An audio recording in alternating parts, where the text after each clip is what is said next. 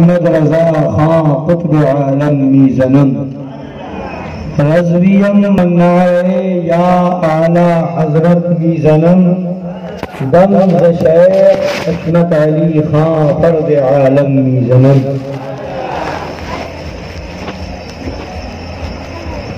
ما ہما محتاج تو حاجت روا المدد یا غوث اعظم سیدہ مشکلات بے عدد دارے ماں المدد یا غوث اعظم پیر ماں بگرداب بلا افتاد کشتی ضعیفان شکستہ رات پشتی بحق خواجہ عثمان ہارون مدد کن یا معین الدین چشتی۔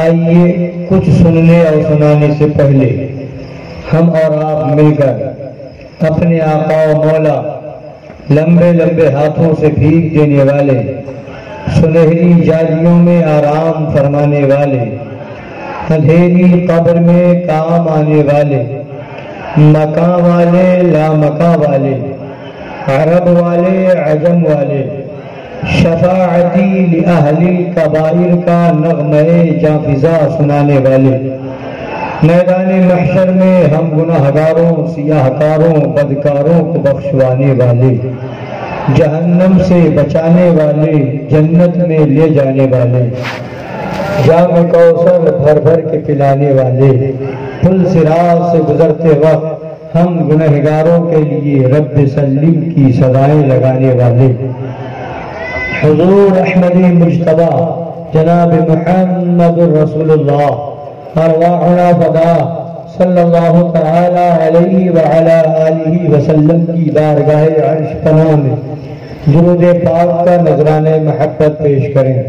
اللہم صلی علی سیدنا ونبینا وشفیعنا وحبیبنا ومولانا محمد معدن الجود والکرم وآلہ الکرام وابنہ الکریم وامتہ الکریمہ وبارک وسلم۔ آج کی یہ شب بہت ہی مبارک، بہت ہی مقدس، بہت ہی باعظمت، بہت ہی بابرکت شب ہے۔ جس رات میں قرآن نازل ہوا اس رات کے بارے میں خدا فرماتا ہے لیلۃ القدر خیر من الف شہر، کہ لیلۃ القدر شب قدر 1000 مہینوں سے بہتر ہے، من الف شہر 1000 مہینوں سے۔ تو جس رات میں قرآن اترا وہ رات 1000 مہینوں سے بہتر، اور جس رات میں صاحب قرآن آیا ہمارا عقیدہ ہے کہ وہ رات شب قدر سے بھی افضل ہے، اس لیے کہ اگر یہ شب 12 ربیع الاول نہ ہوتی تو نہ شب معراج ہوتی، نہ شب برات ہوتی، نہ شب قدر ہوتی۔ سب پوری کائنات صدقہ ہے میرے آقا کا۔ آج کی شب میں صبح صادق کے وقت جو آمنہ کا لال اس خاکدان گیتی پر جلوہ گر ہوا، اسی محبوب پروردگار کے صدقے میں ساری نعمتیں ہمیں مل رہی ہیں، اور سب کو ملی ہے اور سب کو ملیں گی۔ وہ جو نہ تھے تو کچھ نہ تھا، وہ جو نہ ہو تو کچھ نہ ہو، جان ہے وہ جہان کی، جان ہے وہ جہان کی، جان ہے تو جہان ہے۔ میرے آقا پوری کائنات پوری جہان کی جان ہے، اور جان ہے تو جہان ہے۔ یہ جہان کا موجود ہونا بتا رہا ہے کہ میرے آقا موجود ہے۔ جان نہ ہو تو جسم رہے گا، جان نہ ہو تو ہاتھ کام کرے گا، جان نہ ہو تو زبان کام کرے گی، جان نہ ہو تو جسم کا کوئی حصہ کام نہیں کرے گا، اور ساری کائنات کا کاروبار ساری کائنات کا معاملہ رواں گواہ ہے۔ یہ دلیل اس بات کی ہے کہ کائنات کی جان موجود ہے، اور وہ جان کائنات، روح کائنات کون ہے؟ تو وہ کوئی اور نہیں، وہی مدینے کا تاجدار احمد مختار ہے، محبوب پروردگار ہے۔ کبھی اعلیٰ حضرت فرماتے ہیں وہ جو نہ تھے تو کچھ نہ تھا، وہ جو نہ ہو تو کچھ نہ ہو، جان ہے وہ جہان کی، جان ہے تو جہان ہے۔ اعلیٰ حضرت امام اہل سنت، مجدد اعظم دین و ملت، عظیم البرکت، رفیع الدرجت، آقائے نعمت، دریائے رحمت، امام عشق و محبت، کنز الکرامت، جبل الاستقامت، حامی سنت، ماحی شرک و بدعت، قاطع کفر و ضلالت، آیت من آیات اللہ، معجزۃ من معجزات رسول اللہ، سیدی آقائی مولائی ملجائی سرکار اعلیٰ حضرت فاضل بریلوی رضی اللہ تعالی عنہ بڑی ہی عقیدت و محبت میں جھوم کر کے فرماتے ہیں، سر سوئے روضہ جھکا پھر تجھ کو کیا۔ اے نجدیو، تم کہتے ہو سجدہ کرتے ہیں، تم کہتے ہو کہ یہ روضے کا سجدہ کرتے ہیں، یہ سر جھکانا نہیں چاہیے۔ تطہیر نے کہا تھا کئی سال پہلے بریلی شریف میں تقریر کرتے ہوئے کہ بریلی آئے ہو سجدہ مت کرنا، معاذ اللہ، اور اپنی کتاب میں بھی لکھا کہ یہ سنی لوگ مزاروں پہ جا کے سجدہ کرتے ہیں، معاذ اللہ۔ اور اعلیٰ حضرت کیا فرما رہے ہیں؟ سر سوئے روضہ جھکا، سر جو ہے میرا آقا کے روضے کی طرف جھک گیا، سر سوئے روضہ جھکا پھر تجھ کو کیا۔ دل تھا ساجد، ساجد میں سجدہ کرنے والا، دل تھا ساجد نجدیا پھر تجھ کو کیا۔ دل تھا ساجد نجدیا پھر تجھ کو کیا۔ بیٹھتے اٹھتے مدد کے واسطے، بیٹھتے اٹھتے مدد کے واسطے یا رسول اللہ کہا پھر تجھ کو کیا۔ یا رسول اللہ کہا پھر تجھ کو کیا۔ نجدی مرتا ہے کہ کیوں تعظیم، نجدی مرتا ہے۔ جب ہم کھڑے ہو کے سلام پڑھے تو فوراً اعتراض ہو، جب ہم محفل میلاد منعقد کریں تو فوراً اعتراض ہو، جب ہم جلوس نکالیں فوراً اعتراض ہو، جب ہم نبی کے نام پر جھنڈا لگائیں فوراً اعتراض ہو، جب ہم نبی کے نام پر گھر کو سجائیں فوراً اعتراض ہو۔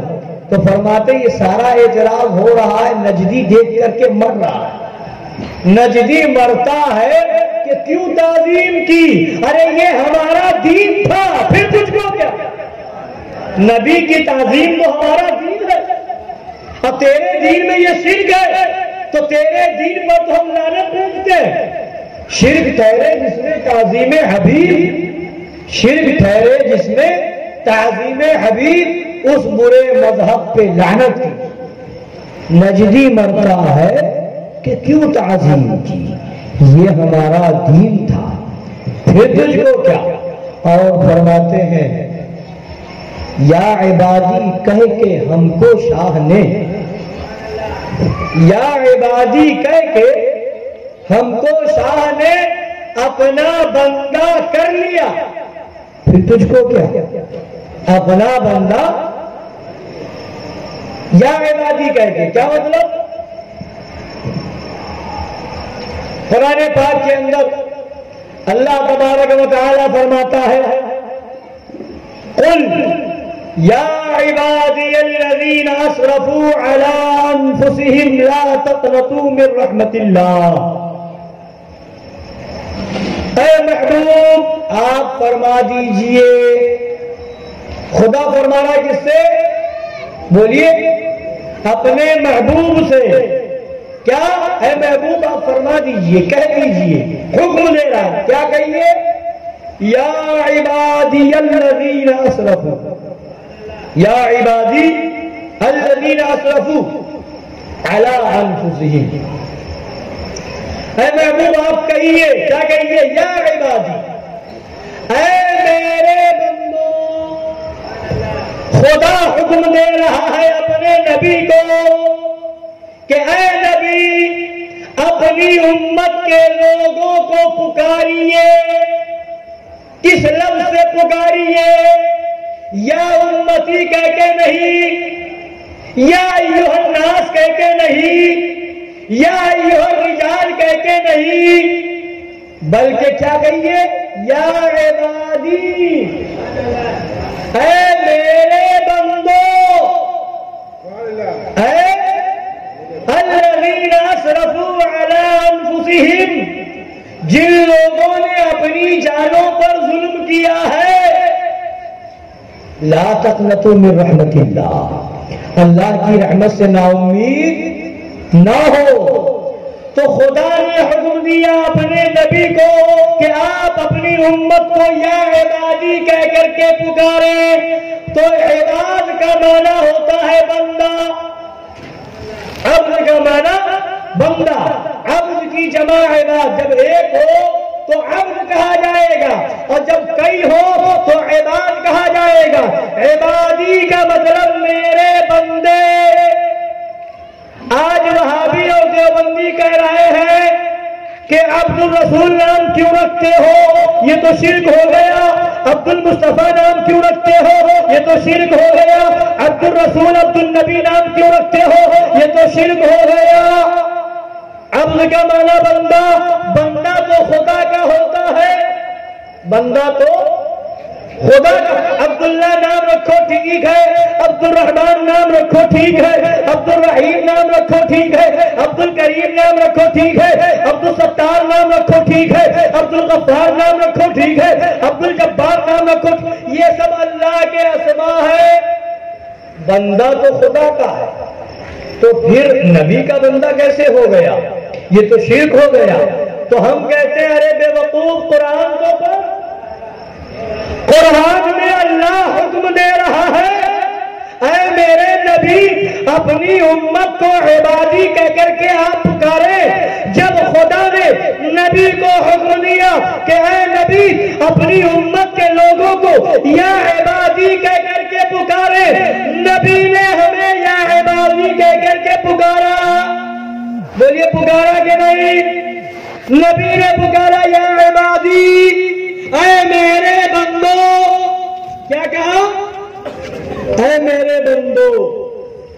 تو جب یا عبادی کہہ کر کے نبی نے ہمیں پکارا اور اس کا حکم اللہ نے دیا، اس کا حکم اس نے دیا، بولیے. تو بتا کیا قرآن شرک پھیلانے آیا ہے؟ کیا قرآن شرک کی تعلیم دینے آیا ہے؟ قرآن تو دنیا سے شرک کا خاتمہ کرنے آیا ہے. تو سنو، نبی نے کہا یا عبادی، قرآن میں خدا نے حکم دیا، نبی نے اپنی امت کو یا عبادی کہہ کر کے پکارا.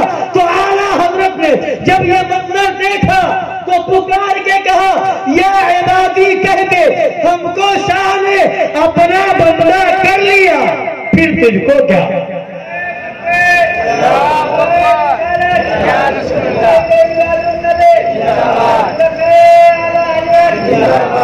اپنا بندہ. ارے علماء فرماتے ہیں حقیقت میں عبد خدا عبداللہ وہی ہے جو عبد المصطفیٰ ہے. جو نبی کا غلام ہے وہی جو خدا کا بندہ ہے. نبی کی غلامی کے بغیر خدا کی بندگی نہیں مل سکتی. کبھی فرماتے ہیں سرکار اعلیٰ حضرت بخدا خدا کا یہی ہے در، نہیں اور کوئی مفر جو وہاں سے ہو، یہی آگے ہو، جو یہاں نہیں تو وہاں. نعرہ تکبیر، نعرہ رسالت، جشن عید میلاد النبی، مسلک اعلیٰ حضرت حضرت علامہ مولانا مفتی نقیب الرحمان صاحب قبلہ. نعرہ تکبیر، نعرہ رسالت. یا عبادت کہہ کے پکارا جاتا ہے. پکارنے کو ہی ندا بھی کہتے ہیں، پکارنے کو ہی خطاب بھی کہتے ہیں. تو ہمیں خطاب کیا گیا کس لفظ سے؟ یا عبادی کہہ کر کے یا عبادی سے ہمیں خطاب ہوا. اعلیٰ حضرت فرماتے ہیں ہمیں تو یا عبادی کہہ کر کے خطاب ہوا, ہمیں تو یا عبادی کہہ کر کے پکارا گیا, مگر آگے فرماتے ہیں دیو کے بندوں سے کب ہے یہ خطاب؟ یہ خطاب جو ہے ہم سے ہے, ایمان والوں سے ہے, وفاداران رسول سے ہے, نبی کے چاہنے والوں سے خطاب ہے. دیو کے بندوں سے کب ہے یہ خطاب؟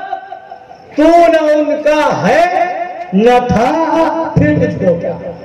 تو نہ ان کا ہے نہ تھا, پھر تجھ کو کیا؟ اور تیری دوزخ سے تو کچھ چھینا نہیں, تیری دوزخ سے تو کچھ چھینا نہیں. خلد میں پہنچا رضا, پھر تجھ کو کیا؟ خلد میں پہنچا رضا, پھر تجھ کو کیا؟ پڑھیے درود پاک. اللہم صلی علی سیدنا و نبینا و شفیعنا و حبیبنا مولانا محمد معدن الجود والکرم و آلہ الکرام و ابنہ الکریم و امتہ الکریمت و بارک وسلم. یہ وہ مبارک رات ہے جس رات میں ہمارے اور آپ کے نبی کی آمد ہے. یہ ربیع الاول شریف کی 12ویں رات ہے, 12ویں شب ہے. اسی رات کی صبح صادق کے وقت ہمارے اور آپ کے آقا و مولا صلی اللہ علیہ وسلم اس خاکدان گیتی پر جلوہ گر ہوئے. کون نبی؟ اعلیٰ حضرت امام اہل سنت مجدد اعظم دین و ملت فرماتے ہیں مل کے خاصے کبریا ہو, مل کے خاصے کبریا ہو, مالک ہر دوسرا ہو, مالک ہر ما سوا ہو. کوئی کیا جانے کہ کیا ہو, کوئی کیا جانے کہ کیا ہو, عقل عالم سے ورا ہو. کوئی کیا جانے کہ کیا ہو, عقل عالم سے ورا ہو. سب سے اول سب سے آخر ابتدا ہو انتہا ہو, سب سے اول سب سے آخر ابتدا ہو انتہا ہو. فرماتے تھے وسیلہ سب نبی تم, تھے وسیلہ سب نبی تم, اصل مقصود خدا ہو, اصل مقصود خدا ہو. اور آگے ارشاد فرماتے ہیں پاک کرنے کو وضو تھے. پہلے وضو ہے پھر نماز ہے نا, پہلے وضو سے پاک ہو لو پھر نماز ادا کرو. تو سارے نبی وضو تھے, سارے نبی کیا تھے؟ وہ سارے نبی وضو تھے, پاک کرنے آئے تھے. اب پاک ہو گئے تو کہتے ہیں سرکار اعلیٰ حضرت فرماتے ہیں تھے وسیلہ سب نبی تم, اصل مقصود خدا ہو. پاک کرنے کو وضو تھے, تم نماز جافزہ ہو, تم نماز جافزہ ہو. سب بشارت کی عزا تھے, تم عزا کا مدعا ہو. سب تمہاری ہی خبر تھے, تم مؤخر مبتدا ہو. سب تمہاری ہی خبر تھے, تم مؤخر مبتدا ہو. پڑھیے درود صلی اللہ علیہ وسلم صلی اللہ علیہ وسلم صلاۃ و سلام علیہ یا رسول اللہ صلی اللہ علیہ وسلم. حضرات گرامی, تو سرکار اعلیٰ حضرت نے ہمیں کس طرح سے عشق رسول کا سبق اور درس دیا ہے. آئیے کون نبی؟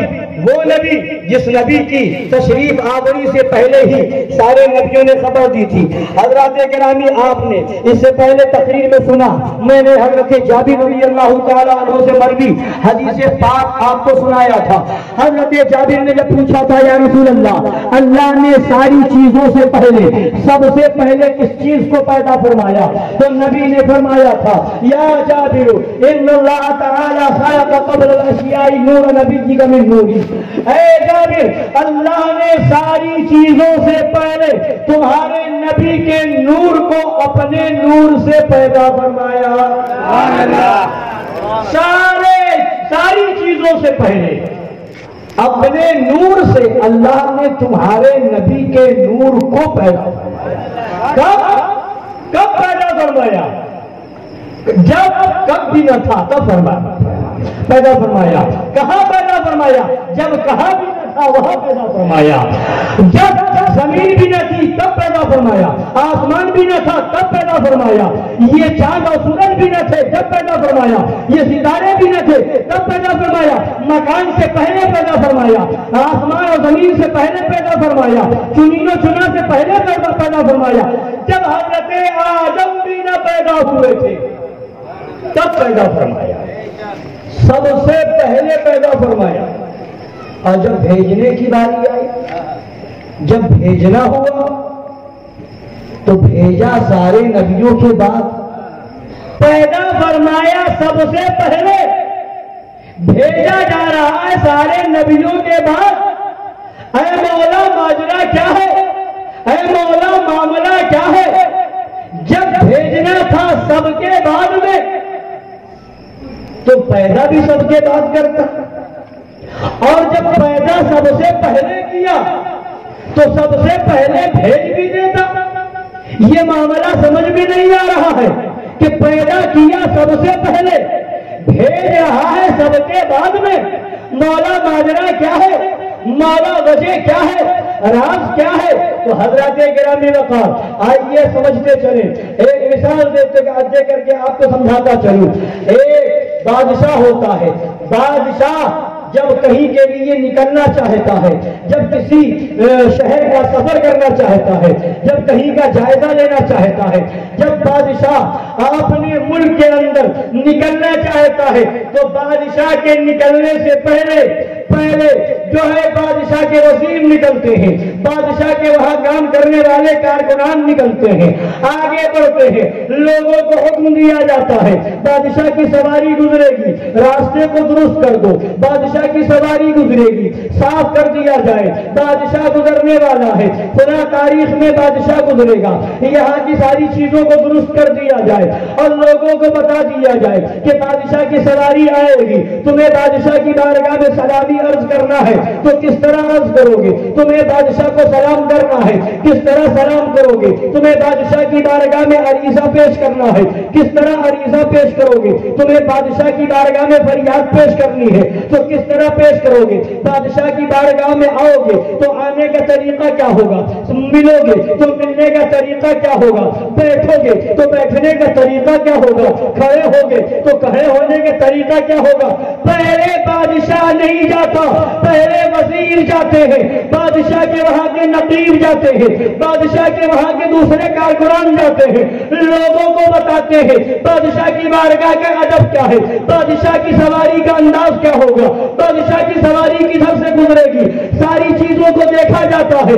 حضرات گرامی وقار اب جب بادشاہ کی سواری گزرتی ہے، لوگوں کی صدائیں آتی ہے، نقیبوں کی صدائیں آتی ہے، ہٹو ہٹو بادشاہ کی سواری گزر رہی ہے، ہٹ جاؤ لوگوں، دیکھو ادب سے رہنا۔ پہلے طریقہ اور ادب بتایا جاتا ہے بلا تشبیہ و بلا تمثیل، ہزار بار بلا تشبیہ و بلا تمثیل۔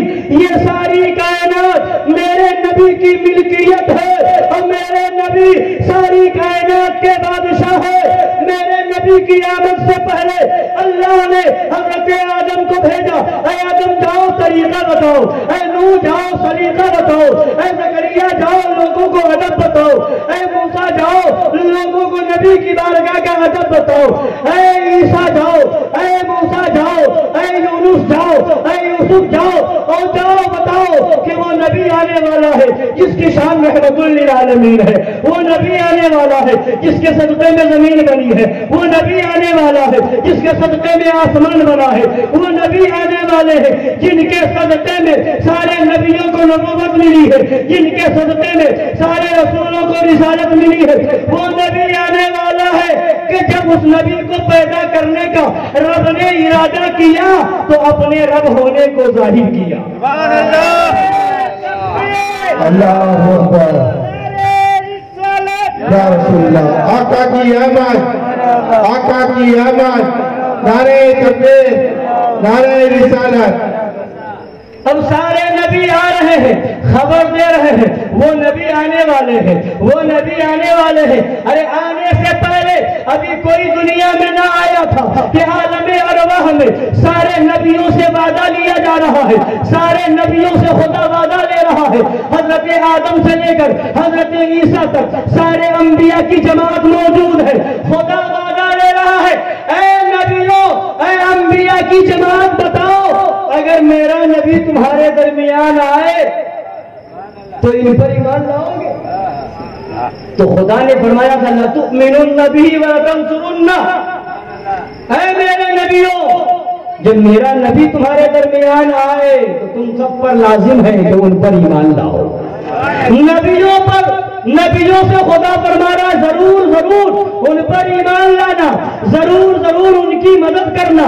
خدا کو تو معلوم تھا، خدا کو تو معلوم ہے کہ سارے نبیوں کو پہلے بھیجوں گا، سب کے بعد میں امام الانبیاء کو بھیجوں گا، مگر پھر بھی سارے نبیوں سے فرما رہا ہے لَتُؤْمِنُنَّ بِهِ وَلَتَنْصُرُنَّ.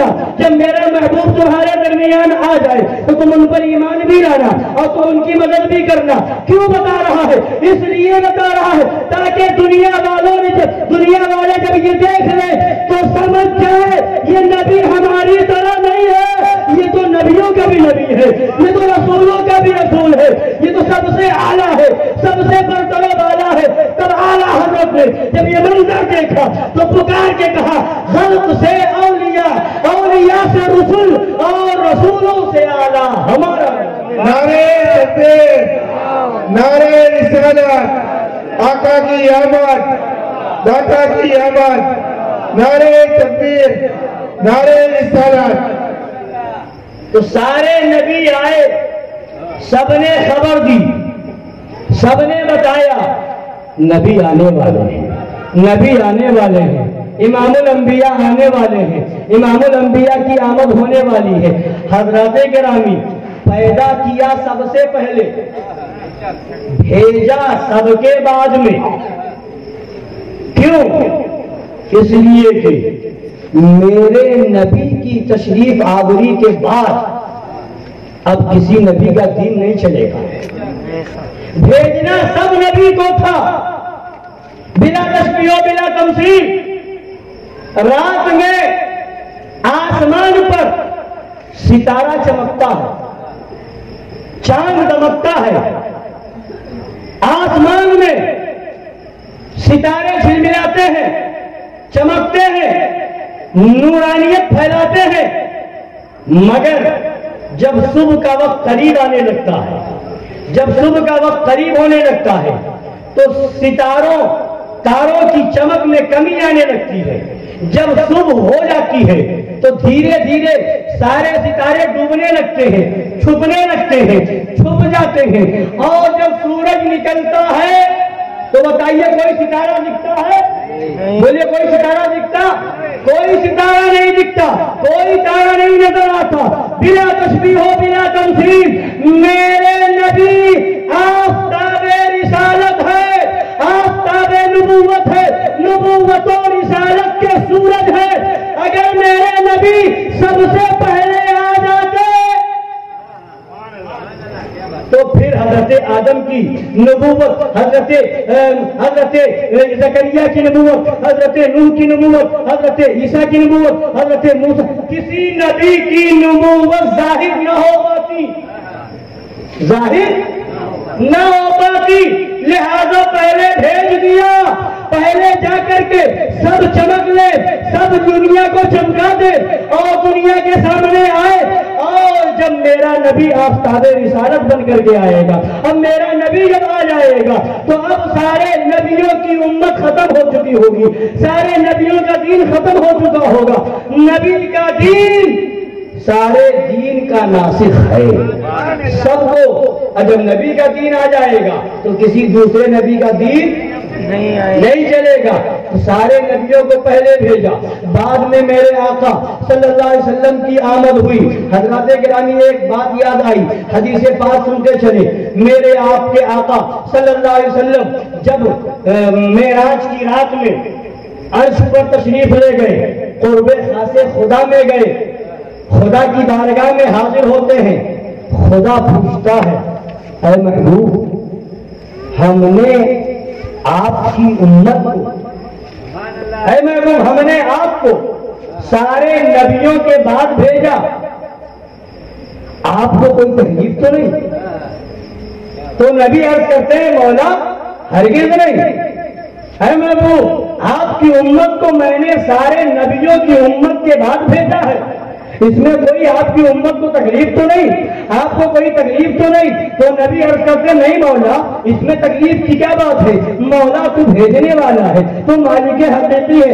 اللہ فرماتا ہے محبوب ہم نے آپ کی امت کو ساری امتوں کے بعد اس لیے بھیجا کہ ساری امتیں آئیں گی، آنے کے بعد جب جائیں گی تو جو امت پہلے آ چکی ہوگی بعد میں آنے والی امت کو پہلے والی امت کا حال معلوم ہوگا، جو وہ کرے گی بعد والی امت کو خبر ہوگی، اگر وہ اچھائی کرے گی تو بعد والوں کو اس کی بھی خبر ہوگی، وہ برائی کرے گی تو بعد والوں کو اس کی بھی خبر ہوگی، پہلے والوں کی خبر بعد والوں کو ہوتی جائے گی، اگر وہ نافرمانی کرے گی، اگر وہ سرکشی کرے گی، اگر وہ خلاف خدا رسول کے فرمان کے خلاف کام کرے گی تو بعد میں آنے والی امت کو خبر ہو جائے گی کہ فلاں امت میں یہ عیب تھا، فلاں امت میں یہ کمی تھی، فلاں امت نے یہ سرکشی کی تھی، فلاں امت نے یہ نافرمانی کی تھی۔ اے محبوب ہم نے سب کے بعد میں آپ کی امت کو بھیجا ہے، آپ کی امت کے بعد کوئی امت نہ ہوگی تاکہ ساری امتوں کا حال آپ کی امت کو معلوم ہو جائے اور آپ کی امت کا حال کسی کو نہ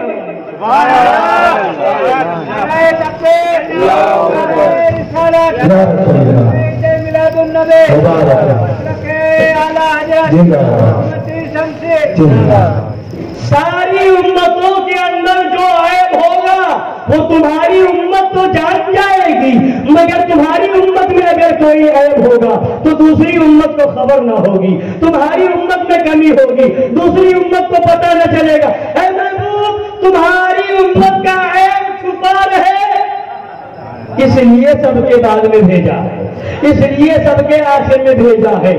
تو تبھی تو اعلیٰ حضرت امام اہل سنت فرماتے سب سے اول سب سے آخر ابتدا ہو انتہا ہو، وہی ہے اول وہی ہے آخر وہی ہے ظاہر وہی ہے باطن، اسی کے جلوے اسی سے ملنے اسی سے اس کی طرف۔ حضرات گرامی تو کتنا کریم ہے ہمارا رب، کتنا مہربان ہے ہمارے اوپر، اور یہ صدقہ کس کا؟ آمینہ کے لال کا صدقہ ہے، یہ صدقہ کس کا؟ نبی مختار کا صدقہ ہے، احمد مختار کا صدقہ ہے، ان کے صدقے میں ہمیں یہ اللہ نے ہم پر یہ مہربانی فرمائی کہ ہمارے عیبوں پہ پردہ ڈال دیا۔ کل قیامت کا دن ہوگا، پچھلی امتوں کے تعلق سے اس امت کو گواہی کے طور پر پیش کیا جائے گا، یہ امت گواہی دے رہی ہوگی، کیوں؟ اس لیے کہ اس امت کو خبر ہے، اور کوئی امت ہمارے خلاف گواہی کو نہ آئے گی، کیوں؟ اس لیے کہ وہ سب آگے جا چکی، انہیں کیا خبر کہ ہم نے کیا کیا، انہیں کیا معلوم کہ ہم کیا کر رہے ہیں۔ کوئی ہمارے خلاف گواہی دینے کوئی امت نہ آئے گی، مگر ہر امت کے تعلق سے گواہی کے لیے امت محمدیہ کو پیش کیا جائے گا۔ یہ کتنا بڑا کرم ہے ہمارے رب کا ہمارے اوپر۔ یہ صدقہ کس کا ہے؟ یہ آمینہ کے لال کا صدقہ ہے۔ حضرات اور میرے نبی اس دنیا میں تشریف لائے، تشریف آوری سے پہلے چرچا ہو چکا تھا، لوگوں نبیوں نے خبر دے دی تھی نبی تشریف لانے والے ہیں، نبی تشریف لانے والے ہیں۔ قرآن پاک کے اندر خدا فرماتا ہے یعرفونہ کما یعرفون ابناءہم، یہ یہودی یہ نصرانی یہ لوگ نبی کو ویسے ہی پہچانتے ہیں جیسے اپنے بیٹوں کو پہچانتے ہیں، جیسے اپنے۔ جب یہ آیت کریمہ نازل ہوئی تو حضرت عبداللہ بن سلام حضرت عمر فاروق کی بارگاہ میں آتے ہیں، حضرت فاروق اعظم سے کہتے ہیں، عبداللہ بن سلام جو توریت اور زبور کا علم رکھتے تھے، حضرت عبداللہ بن سلام آ کر کے عرض کرتے ہیں، حضرت عمر سے کہتے ہیں کہ خدا نے تو فرمایا ہے یعرفونہ کما یعرفون ابناءہم، یہ لوگ نبی کو ایسے ہی پہچانتے ہیں جیسے اپنے بیٹوں کو، حالانکہ معاملہ اس سے بڑھ کر کے ہے، ہم تو نبی کو اس سے بھی اپنے بیٹوں سے بھی زیادہ اچھے طریقے سے پہچانتے ہیں، اس لیے کہ اپنے بیٹوں کے بارے میں یہ شک ہو سکتا ہے کہ کہیں میری بیوی نے کہیں غلط کام کیا ہو، خیانت سے کام لیا ہو، مگر نبی کے بارے میں کوئی شبہ نہیں ہے، جو صفت جو نشانیاں توریت میں بتائی گئی تھی وہ سب نشانی محمد رسول اللہ میں ہے، جو نشانیاں جو باتیں بتائی گئی تھی سب اس نبی میں موجود ہے، لہذا اس نبی کے آخری نبی ہونے میں کوئی شبہ نہیں۔ نعرہ تکبیر، نعرہ رسالت، آقا کی آمد، آقا کی آمد، جشن عید میلاد النبی۔ ابھی نبی دنیا میں تشریف نہیں لائے، حضرت ابراہیم علیہ السلام نے خانہ کعبہ کی تعمیر کروائی، اور خانہ کعبہ کی جب تعمیر ہوئی تو حضرت ابراہیم دعا کرتے ہیں، اس وقت تک وہ آبادی بسی ہوئی نہ تھی، حضرت ابراہیم دعا کر رہے ہیں ربنا وابعث فیہم رسولا منہم یتلو علیہم آیاتک ویعلمہم الکتاب والحکمہ ویزکیہم انک انت العزیز الحکیم۔ حضرت ابراہیم دعا کر رہے ہیں، اے مولا، اے ہمارے رب، وابعث فیہم رسولا، اے مولا وابعث فیہم رسولا منہم، اے مولا ان کے درمیان انہی میں سے ایسا رسول بھیج دے انہی میں سے یتلو علیہم آیاتی کا، جو تیری آیتوں کو ان پر تلاوت کرے، یتلو علیہم آیاتی کا ویعلمہم الکتاب والحکمہ، اور حکمت لوگوں کو سکھائے، ویزکیہم، اور لوگوں کو صاف ستھرا بنا دے، ایسا رسول بھیج دے جو علم سکھانے والا ہو، ایسا رسول بھیج دے جو تیری آیتیں تلاوت کرنے والا ہو، ایسا رسول بھیج دے جو لوگوں کو صاف ستھرا کرنے والا ہو۔ وہ نبی کون ہیں جن کے لیے حضرت ابراہیم نے دعا کی؟ وہ ہمارے اور آپ کے نبی ہی ہیں، وہی نبی ہیں جن کے لیے حضرت ابراہیم دعا کر رہے ہیں۔ اور آگے چلیے، حضرت سلیمان علیہ السلام کا لشکر جا رہا ہے، اور جب گیا حضرت سلیمان علیہ السلام کا لشکر وہاں سے گزرا، آگے بڑھا تو ایک جگہ یعنی مدینہ طیبہ سے جب لشکر گزرا اور اوپر سے، تو حضرت سلیمان علیہ السلام نے اپنے لشکریوں سے فرمایا جان لو یہ شہر مدینہ طیبہ ہے، اس مدینہ کے اندر نبیوں کا سردار امام الانبیاء ایک شہر سے ہجرت کر کے اس شہر میں جلوہ گر ہوگا۔ سارے نبی خبر دیتے جا رہے ہیں، اور جب حضرت سلیمان علیہ السلام کا لشکر آگے بڑھا، مکہ المکرمہ سے آگے بڑھا، تو خانہ کعبہ نے خدا کی بارگاہ میں دعا کی، خانہ کعبہ کہنے لگا اے مولا تیرے پیغمبروں میں سے ایک پیغمبر اپنے لشکر کے ساتھ یہاں سے گزرا ہے، مگر اس نے یہاں آ کر کے تیری عبادت نہ کی، یہاں آ کر کے عبادت نہ کی، یہاں نماز نہ پڑھی۔ اللہ تبارک و تعالیٰ فرمائے گا فرماتا ہے اے خانہ کعبہ صبر کرو، صبر کر، اے خانہ کعبہ صبر کر، میرا وہ نبی آئے گا جو تجھے بتوں سے پاک کر دے گا، میرا وہ نبی آئے گا جو تجھے قبلہ بنا دے گا۔ وہ نبی کون ہے؟ وہ ہمارے اور آپ کے نبی تو ہے، تبھی تو اعلیٰ فرماتے ہیں ناریوں کا دور تھا، دل جل رہا تھا نور کا، نور کا دل، کون نور؟ نور یعنی خانہ کعبہ، ناریوں کا دور تھا، دل جل رہا تھا نور کا، یعنی خانہ کعبہ کے اندر بت نصب تھے، خانہ کعبہ کے اندر بت پرستی ہو رہی تھی تو دل جل رہا تھا۔ خانہ کعبہ جو سارے معبودان باطل سے الگ کر کے ایک خدا کی طرف سجدہ کرنے کی دعوت دے رہا ہے، اسی خانہ کعبہ کے اندر 360 ہے تو دل جل رہا ہے۔ ناریوں کا دور تھا، دل جل رہا تھا نور کا، تم کو دیکھا ہو گیا ٹھنڈا کلیجہ لب کا، تم کو دیکھا ہو گیا ٹھنڈا کلیجہ نور کا۔ حضرات گرامی وقار، وہ نبی کہ نبی پاک صلی اللہ علیہ وسلم ابھی تشریف نہیں لائے ہیں، حضرت عیسیٰ علیہ السلام اپنی قوم سے فرما رہے ہیں مبشرا برسول یأتی من بعد اسمہ احمد۔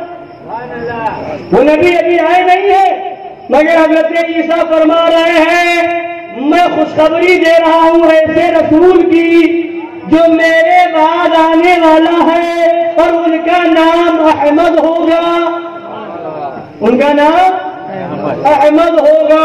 سارے نبی خبر دے رہے ہیں، حضرت آدم بھی خبر دے رہے ہیں، حضرت نوح بھی خبر دے رہے ہیں، حضرت ابراہیم بھی خبر دے رہے ہیں، دعا کر رہے ہیں، حضرت سلیمان بھی خبر دے رہے ہیں، حضرت یوسف بھی خبر دے رہے ہیں، حضرت عیسیٰ بھی خبر دے رہے ہیں۔ حضرت موسیٰ سے خدا نے فرمایا اے موسیٰ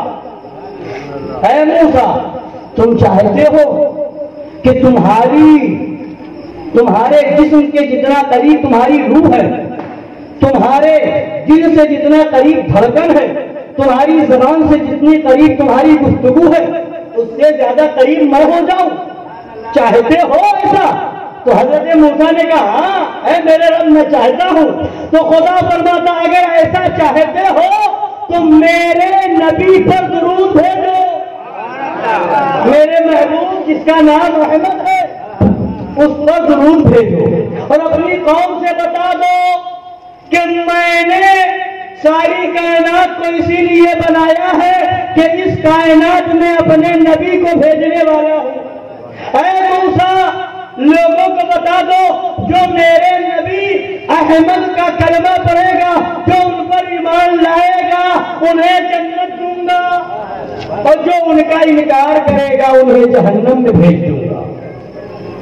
اللہ نے حضرت موسیٰ سے فرمایا کہ اپنی قوم سے بتا دو، حضرت موسیٰ نے اپنی قوم سے بتایا۔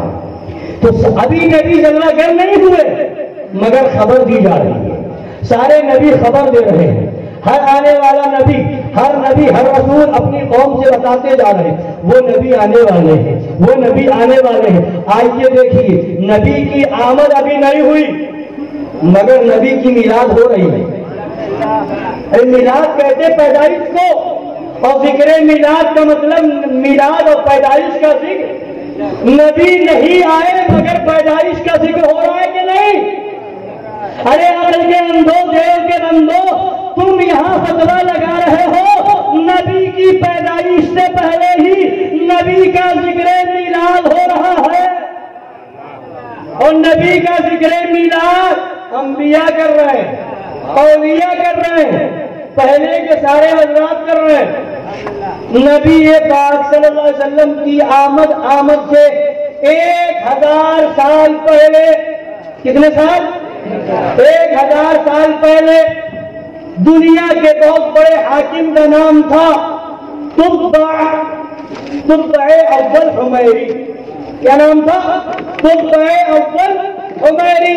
تبع اول حمیری جب اپنے لشکر کے ساتھ گزرنے لگے تو مدینہ طیبہ میں پہنچے، تو مدینہ طیبہ میں جب وہاں پہنچے وہاں رکے تو کتنے علماء تھے؟ 4000 علماء۔ ان 4000 علماء میں سے 400 علماء تبع اول حمیری کے پاس آئے، اور 400 علماء نے کہا ہم چاہتے ہیں کہ ہم یہیں رک جائیں، ہم اور کہیں نہ جائیں۔ تو اس بادشاہ نے پوچھا وجہ کیا ہے، کیوں یہاں رکنا چاہتے ہیں آپ لوگ؟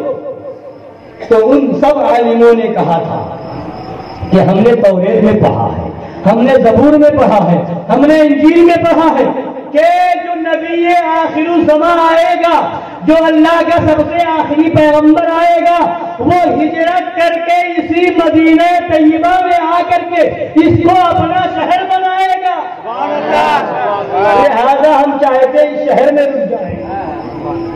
نبی ابھی آئے نہیں، 1000 سال پہلے۔ تو اس تبع اول حمیری بادشاہ نے کہا اچھا اگر ایسی بات ہے تو ٹھیک ہے، حکم دیا کہ شہر بسایا جائے۔ 400 گھر بنوائے اور سارے عالموں کو دے دیا، اور ایک عالم کو ایک خط لکھ کر کے دیا کہ جب وہ نبی جلوہ گر ہو جائیں، جب وہ نبی تشریف لے آئے تو میرا یہ خط ان کو دے دینا. یہ سبحان اللہ, میرا یہ خط ان کو دے دینا. اور دیکھیے خدا کی شان, جس عالم کو قطب اول حمیری نے وہ خط دیا تھا سلسلہ چلتا رہا, اس عالم کا انتقال ہوا, انہوں نے اپنی اولاد کو وہ خط دیا, ان کا انتقال ہوا, انہوں نے اپنی اولاد کو خط دیا, ان کا انتقال ہوا, انہوں نے اپنی اولاد کو خط دیا, سلسلہ چلتا گیا. اور مدینہ طیبہ میں سب سے پہلے جس ذات کو نبی کے میزبان ہونے کا شرف ملا حضرت ابو ایوب انصاری اسی عالم کی نسل سے ہے. اور وہ خط چلتا ہوا حضرت ابو ایوب تک پہنچا, حضرت ابو ایوب انصاری تک وہ خط آیا اسی عالم کے خاندان سے.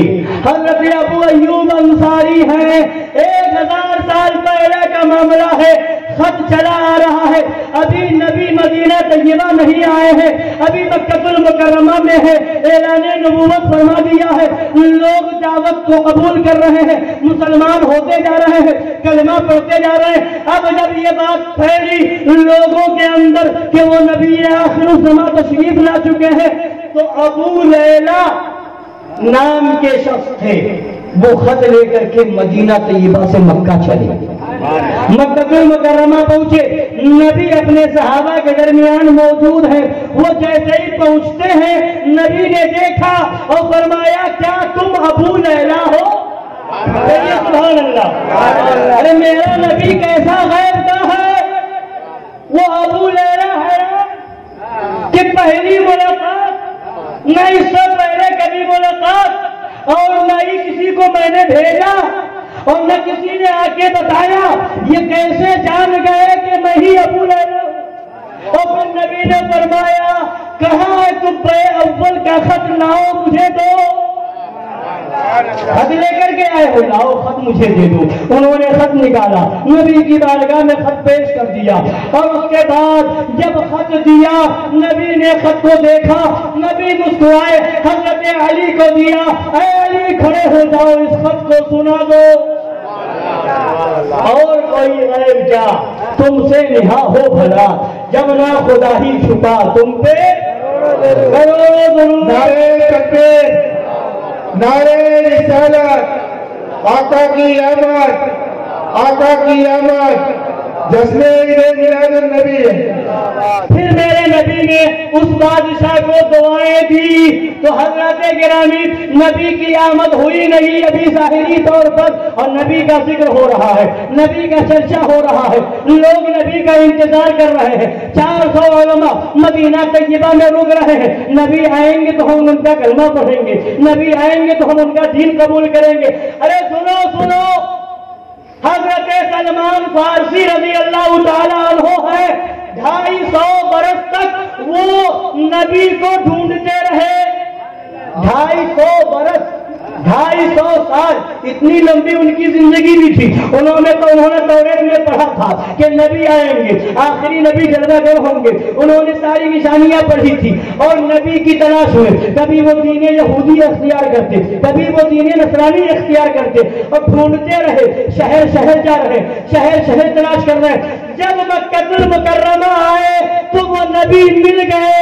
حضرت سلمان فارسی نے نبی کے دستے کرم پر اسلام قبول کیا. تو نبی وہ ہے, ابھی آمد ظاہری طور پر نہیں ہوئی مگر خوشخبری سنا دی گئی, لوگ تلاش کر رہے ہیں. وہ نبی آئے تو ہم کلمہ پڑھیں, وہ نبی جلوہ گر ہو تو ہم کلمہ پڑھیں. حضرت صدیق اکبر ہے, تجارت کے لیے ملک شام گئے ہوئے ہیں, ملک شام میں ہے, رات میں سوئے, خواب دیکھا کہ آسمان سے سورج اور چاند میری گود میں آ کر کے دونوں موجود ہیں. اب صبح اٹھے, اب پریشان ہے, حیران ہے کہ اس خواب کا مطلب کیا ہے, اس خواب کا مطلب کیا ہے, اس کی تعبیر کیا ہوگی.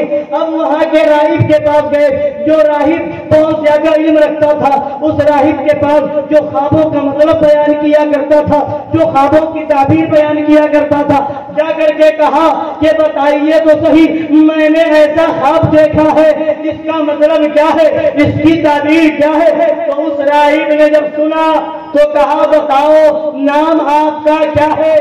تو کہا میرا نام تو ابو بکر ہے۔ کہا آپ کا گھر کہاں ہے؟ کہا میرا گھر تو مکہ مکرمہ میں ہے۔ کہا کس قبیلے سے ہے؟ تو کہا ہم بنو ہاشم کے ہیں۔ کہا اچھا جب یہ معاملہ ہے تو سنو، خوشخبری ہو تمہارے لیے کہ وہ نبی مکہ میں جلوہ گر ہو چکا ہے جس کی خبر ہم نے توریت میں پڑھی ہے۔ وہ نبی مکہ میں آ چکا ہے جس کی خبر ہم نے انجیل میں پڑھی ہے۔ سنو، وہ نبی آ گیا ہے، اس نبی کا نام محمد ہے اور تم ان کے پہلے خلیفہ رہو گے۔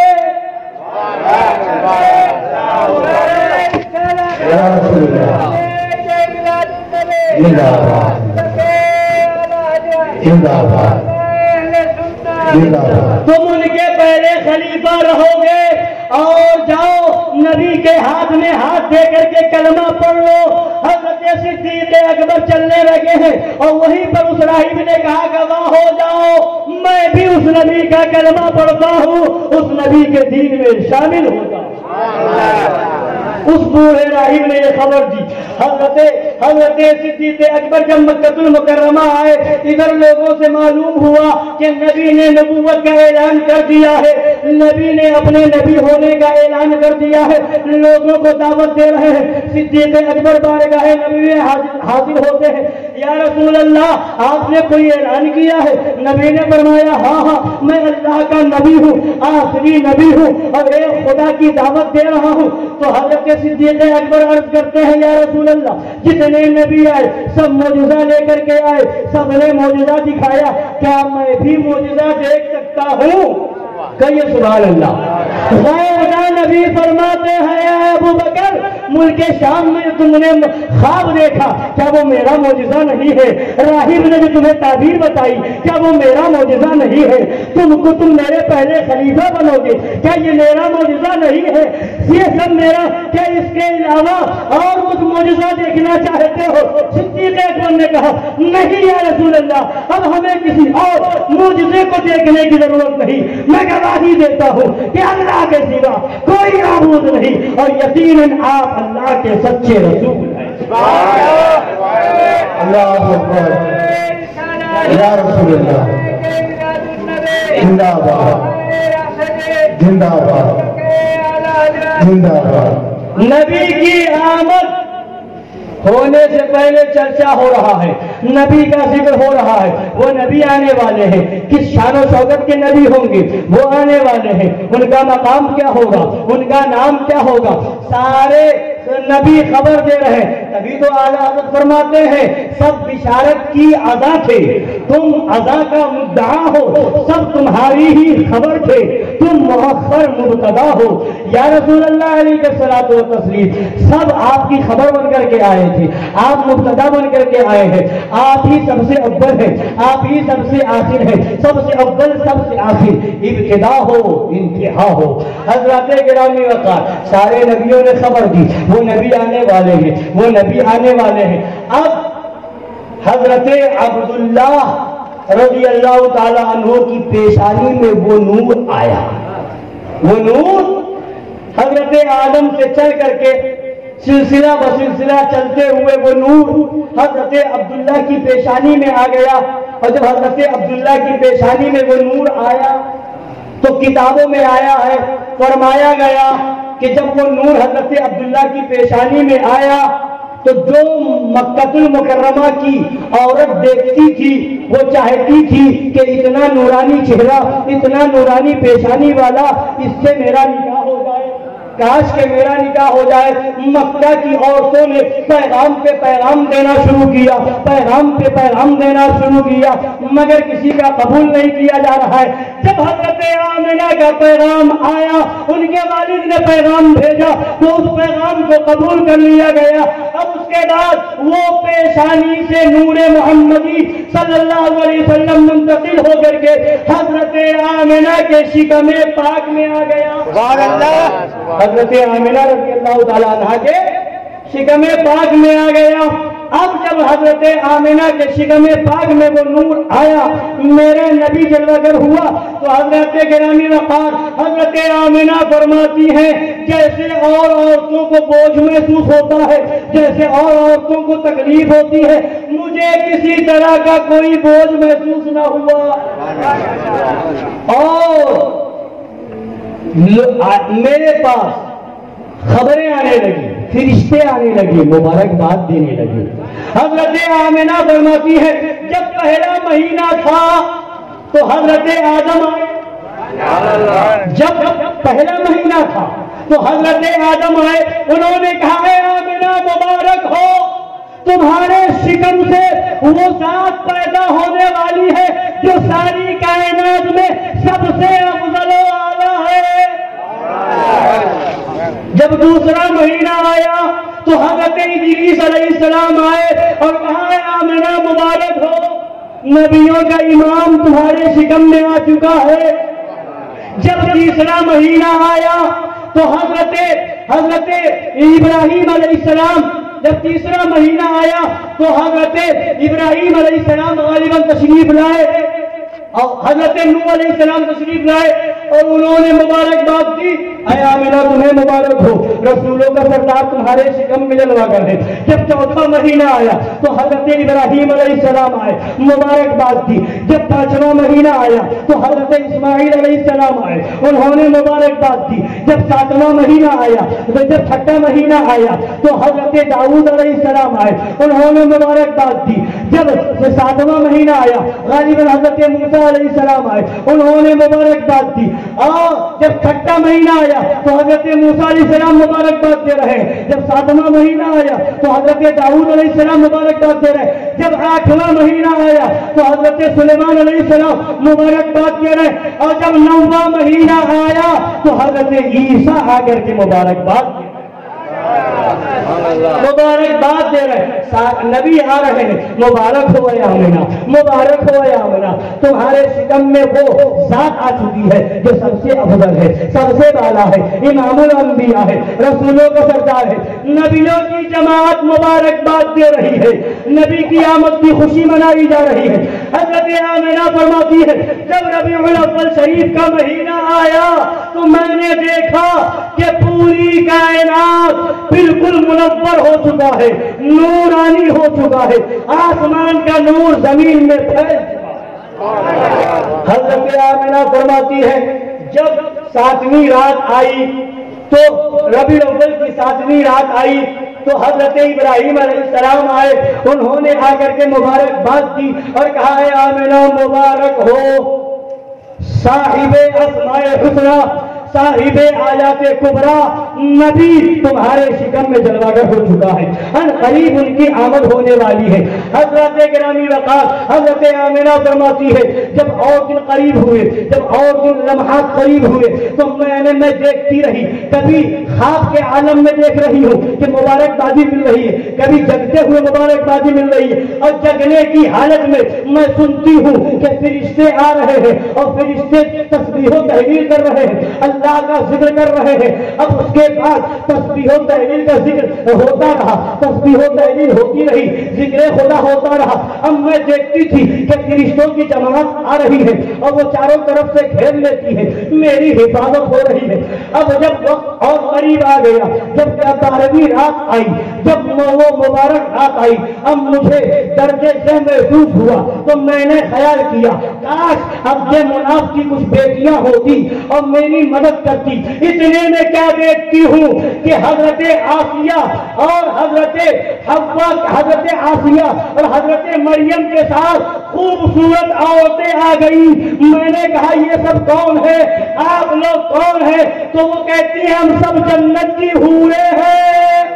نعرہ تکبیر، نعرہ رسالت، جشن میلاد النبی، مسلک اعلی حضرت علماء اہل سنت، ہم سب جنت کی حوریں ہیں، آپ کی مدد کے لیے آئے ہیں، اور اے آمنہ مبارک ہو، امام الانبیاء جلوہ گر ہونے والا والے ہیں، نبیوں کے سردار آنے والے ہیں۔ حضرت گرامی وقار حضرت آمنہ فرماتی ہے جب اور وقت قریب ہوا تو میں نے دیکھا کہ ایک اچھی آواز والا پرندہ آیا، کہیے سبحان اللہ، اچھی آواز والا پرندہ آیا، اور پرندے کے دونوں پرندے کے ہاتھ تھے اور ہاتھ میں ایک پیالہ تھا، اس پیالے میں کوئی چیز پینے والی تھی جو دودھ سے زیادہ سفید تھی، شہد سے زیادہ میٹھی تھی اور مشک سے زیادہ خوشبودار تھی۔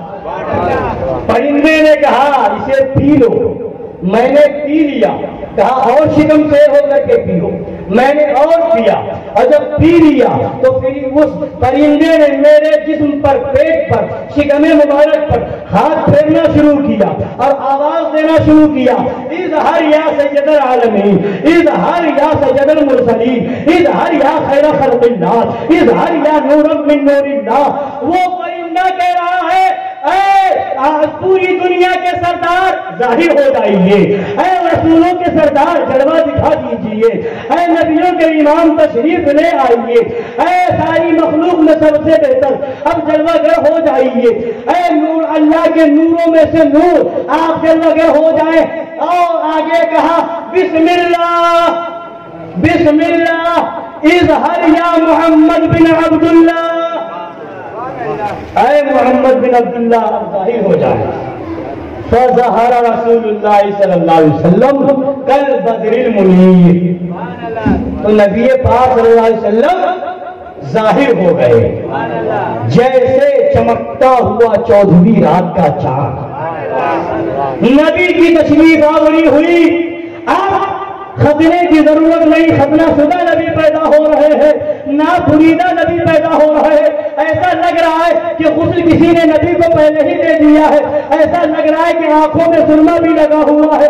نبی تشریف لائے دنیا میں، اور دنیا میں آتے ہی نبی نے انگشت مبارک کو آسمان کی طرف اٹھایا اور فرمایا لا الہ الا اللہ انی رسول اللہ۔ نبی نے جلوہ ہو کر ہوتے ہی فرمایا کہ اللہ کے سوا کوئی معبود نہیں اور میں اللہ کا رسول ہوں۔ حضرت عبداللہ بن عباس فرماتے ہیں نبی جیسے ہی دنیا میں تشریف لائے تو نبی کی زبان پاک پر پہلا جملہ تھا، نبی فرما رہے تھے اللہ اکبر کبیرہ والحمد للہ کثیرہ وسبحان اللہ بکرۃ واصیلا۔ اور نبی جب دنیا میں تشریف لائے حضرت آمنہ فرماتی ہیں کہ نبی فوراً سجدے میں چلے گئے، اور سجدے میں جانے کے بعد نبی کہہ رہے رب حبلی امتی، رب حبلی امتی، اے مولا میری امت کو بخش دے، اے مولا میری امت کو بخش دے۔ خدا فرماتا ہے خدا نے فرمایا وَحَبْتُكَ أُمَّتَكَ يَا حَبِيبِي، اے محبوب ہم نے تمہاری امت کو بخش دیا۔ اور پھر خدا فرماتا ہے اے فرشتوں گواہ ہو جاؤ، میرے محبوب نے پیدا ہوتے ہی سب سے پہلے اپنی امت کو یاد کیا ہے۔ تو وہ نبی قیامت میں اپنی امت کو بھول جائے، یہ کیسے ہو سکتا ہے؟ میرا نبی جب دنیا میں آیا تو سب سے پہلے ہم گنہگاروں کو یاد کر کے بخشش کی دعا کی، اور جب نبی کا وصال ظاہری ہوا، قبر پاک میں لٹایا گیا، تو صحابی رسول کا بیان ہے کہ نبی کے لبھائے مبارک ہل رہے تھے، میں نے دیکھا تو کان لگا کر کے سنا تو آواز آ رہی ہے رب حبلی امتی، رب حبلی امتی۔ وہ نبی جو پیدا ہوا تو ہمیں یاد کیا، وہ نبی جب قبر پاک میں جا رہے ہیں تو ہمیں یاد کر رہے ہیں، کس قدر مہربان ہے ہمارے اوپر۔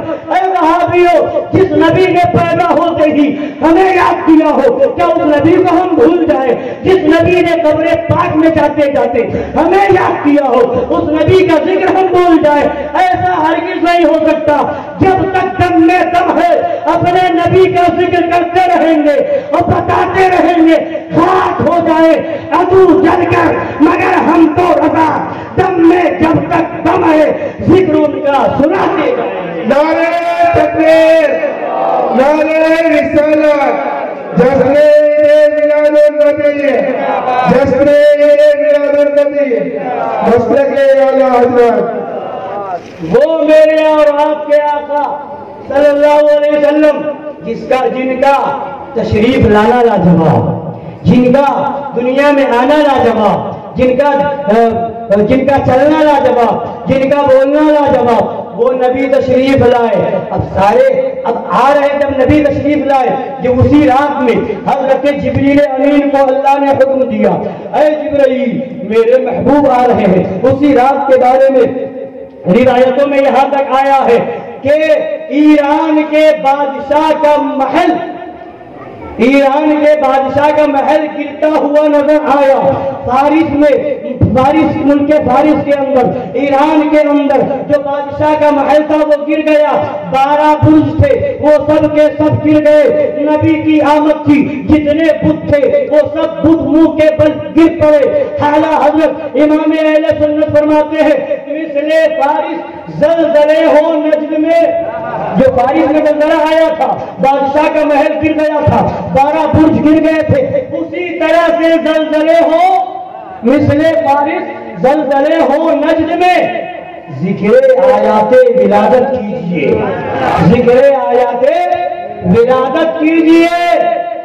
तो वो नबी जब दुनिया में तशरीफ लाए तो सारे बुत मुंह के बल गिर पड़े। तेरी आमद थी कि थर थरा के मुंह के बल गिर पड़ा। तो मेरे आका की आमद का ये आलम था। हज़रत गिरामी वफ़ात मेरे आका तशरीफ लाए, उस रात के बारे में बयान किया जाता है कि ऐसा लग रहा था कि आसमान से तारे टूट करके अभी जमीन पर आ जाएंगे। इस कदर तारे करीब हो गए थे। वो तारे खुशी मना रहे थे, चांद खुशी मना रहा था, जमीन घूम रही थी और आसमान को ताने दे रही थी, ऐ आसमान देख मेरा मर्तबा क्या है, इमामुल अंबिया मुझ में जलवागर होने वाला है। हजरत गिरामी खाने काबा झूम गया था, वो नबी आने आ गया है। जो नबी हमें बुतों से निजात दिलाएगा, वो हमें बुतों से पाक करेगा। हजरत अब्दुल मुत्तलिब फरमाते हैं, मैं उस रात खाने काबा के तवाफ कर रहा था, मैंने क्या देखा कि खाने काबा हजरत आमिना के घर की तरफ झुक गया है। यानी काबा ने बता दिया, ऐ दुनिया वालों तुम्हारा काबा मैं हूँ और मेरा काबा आमिना का लाल है। आला हज़रत फरमाते हैं, हाजियों आओ शहंशाह का रौज़ा देखो, काबा तो देख चुके, काबे का काबा देखो। अल्लाहु अकबर या रसूलुल्लाह जिंदाबाद मुबारक। हजरत नबी जलवागर हो रहे हैं, मक्कतुल मुकर्रमा की सरजमीन पर सब खुशी मना रहे हैं, फरिश्ते मुबारकबाद दे रहे हैं, चांद तारे खुशी मना रहे हैं, जमीन खुशी मना रही है, काबा झूम रहा है। और उसी रात में अल्लाह ने हुक्म दिया, जिब्रील अमीन 3 झंडे लेकर के जमीन पर आए। कितने? 3 झंडे। एक को मशरिक में नस्ब किया, एक को मगरिब में नस्ब किया और एक झंडे को खाने काबा की छत पे नस्ब किया। बता दिया नबी की आमद पर झंडे लगाना, खुशी मनाना शिरको बिदात नहीं है, हजरत जिब्रील की सुन्नत है, जिब्रील अमीन की सुन्नत है। सब खुशी मना रहे थे, मगर एक को बहुत बड़ा गम हुआ था, बहुत बड़ा गम हुआ था। और उस रात फरिश्तों ने जिसको गम हुआ था उसको उठाया और दरिया में डाल दिया और सबको कैद कर दिया। 40 दिन तक सारे शैतानों को जकड़ दिया गया, सारे शैतानों को, और बल्कि फरमाया कि कोहे अबू कुबैस पर ले जाया गया, फरिश्ते ले गए किसको? इब्लीस को, और वही मारना शुरू किया, अजाब देना शुरू किया। नबी की आमद हो रही है, फरिश्ता गम मना रहा है, फरिश्ते उसे मार रहे हैं, वो इब्लीस गम मना रहा है, फरिश्ते उसे मार रहे हैं। अब जब वो चिल्लाया तो सारे शैतान उसके चेले जमा हो गए, फरिश्तों ने पकड़ के सबको बंद कर दिया।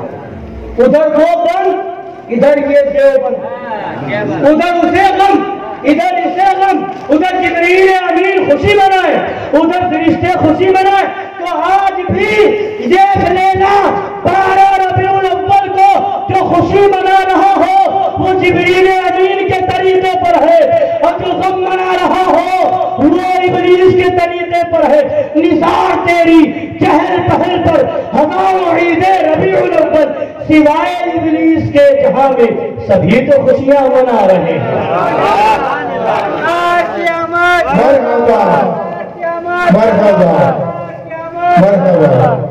حضرات میرے نبی کی آمد ہے، ہر کوئی خوش ہے، ہر کسی کو خوشی ہو رہی ہے۔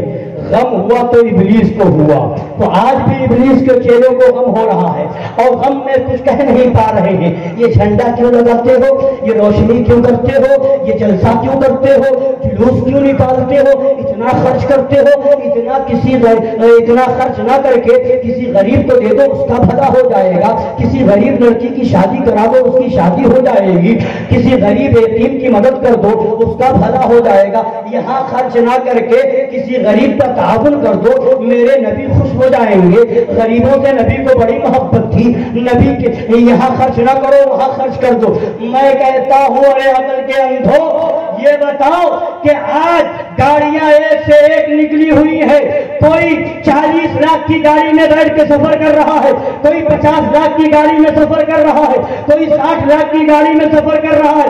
ارے اے دیوبندی وہابی، پہلے جا کر کے اس گاڑی والے سے کیوں نہیں کہتا کہ تو 40 لاکھ اور 50 لاکھ کی گاڑی میں سفر کر رہا ہے، پہلے یہ گاڑی نہ نکال، 40 لاکھ کے بجائے 5 لاکھ اور 10 لاکھ کی گاڑی لے لے اور باقی پیسوں سے غریب کی مدد کر دے۔ کیوں نہیں کہتا؟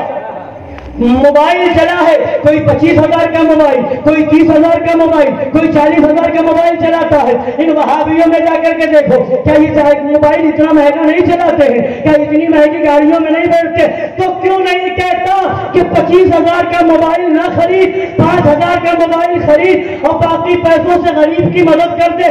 تو وہاں پر زبان نہیں کھلتی۔ کوئی 40 لاکھ کی گاڑی میں گھومے تو تکلیف تمہیں نہیں ہوتی، تب غریب یاد نہیں آتا۔ کوئی 25,000 کا موبائل چلائے تو غریب یاد نہیں آتا، یتیم یاد نہیں آتا۔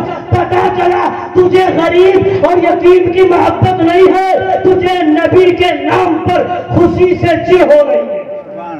اگر غریب سے محبت ہے تو یہی کہو کہ 50 لاکھ کی گاڑی میں سفر نہ کرو، 10 لاکھ کی گاڑی نکالو، 5 لاکھ کی نکالو۔